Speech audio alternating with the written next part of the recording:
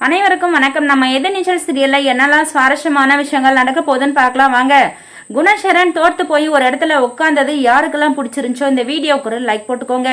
குணசேகரன் நினைச்சிட்டு இருந்தாரு, நம்மளை எதிர்த்து யாராலையும் போராட முடியாது, எதுவும் சாதிக்க முடியாதுன்னு சொல்லிட்டு நினைச்சிட்டு இருந்தாரு.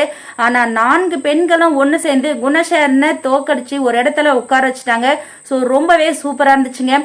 அது மட்டும் இல்ல, தர்ஷினியை எப்படியாவது கட்டாய கல்யாணம் பண்ணி ஒரு இடத்துல உட்கார வைக்கணும்னு சொல்லிட்டு குணசேகரன் நினைச்சிருந்தாரு. அது எல்லாமே குணசேகரனுக்கு எதிராக நடந்துருச்சு. இப்ப நம்ம தர்ஷினி ஆசைப்பட்ட மாதிரி காம்படிஷன்ல கலந்துருக்கிறதுக்காக நம்ம ஜீவானந்தத்தை பார்க்க போயிட்டாங்க.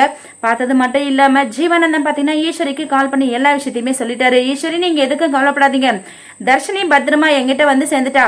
இதுக்கப்புறம் தர்ஷினி ஆசைப்பட்ட மாதிரி அவளோட அச்சீவ்மெண்ட் என்னவோ அதன்படி அவ ரொம்பவே சூப்பரா போக போறா. நடக்க போற காம்படிஷன்லயும் அவதான் வின் பண்ண போறா அப்படின்னு சொல்லிட்டு ஜீவானந்தம் சொல்றாரு. இதை கேட்க கேட்க நம்ம ஈஸ்வரிக்கு அளவு கடந்த ஆனந்த கண்ணீர் வருது.